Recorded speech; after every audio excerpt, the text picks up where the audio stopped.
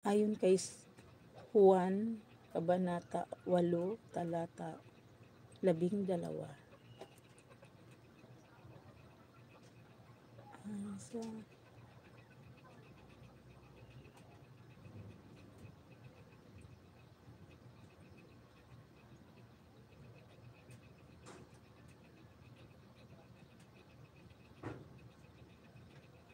Ang sabi ng puong mahal sa daigdig, ako'y ilaw.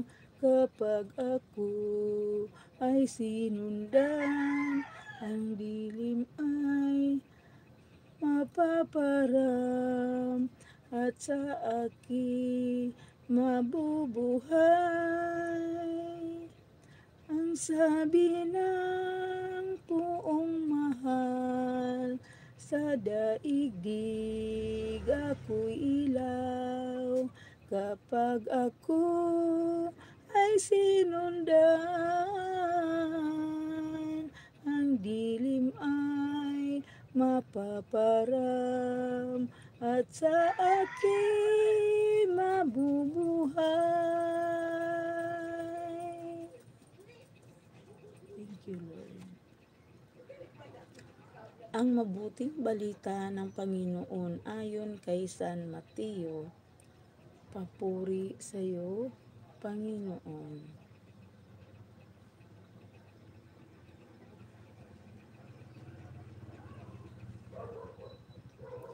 Noong panahong iyon, nang nasa daan na si Jesus patungong Jerusalem, ibinukod niya ang 12. Sinabi niya sa kanila, "Aakyat tayo sa Jerusalem. Dooy ipagkakanulo sa mga punong saserdote at sa mga eskriba ang anak ng tao. Hahatulan siya ng kamatayan at ibibigay sa mga hintil. Siya'y tutuyain, hahagupitin at ipapako sa krus.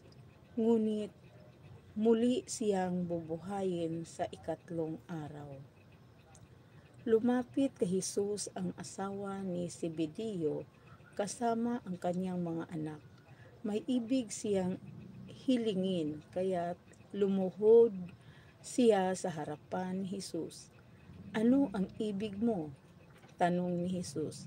Sumagot siya, "Sana'y ipagkaloob ninyo sa 2 kong anak na ito ang karapatan na makaupong katabi ninyo sa inyong kaharian, isa sa kanan at isa sa kaliwa.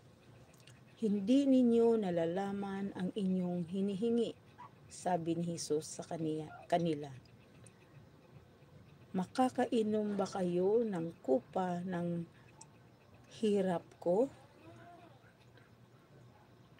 "Opo," tugon nila. Sinabi ni Jesus, "Ang kupa ng hirap ko ay maiinom nga ninyo, ngunit wala sa akin ang pagpasiya kung sino ang mauupo sa aking kanan at sa aking kaliwa. Ang mga luklukang sinasabi ninyo'y para sa mga pinaghahandaan ng aking Ama." Nang marinig ito ng 10 alagad, nagalit sila sa magkapatid, kaya't pinalapit sila ni Jesus at sinabi sa kanila, "Alam ninyo na ang mga pinuno ng mga hintil ay naghahari sa kanila, at ang mga dinadakila ang siyang nasusunod.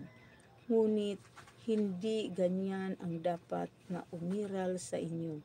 Sa halip, ang sinuman sa inyo na ibig maging dakila ay dapat maging lingkod.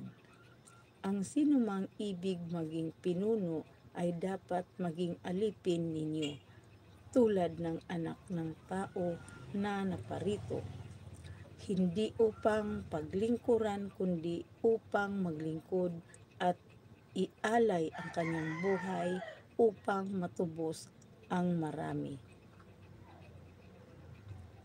Ang mabuting balita ng Panginoong Hesukristo. pinupuri ka namin.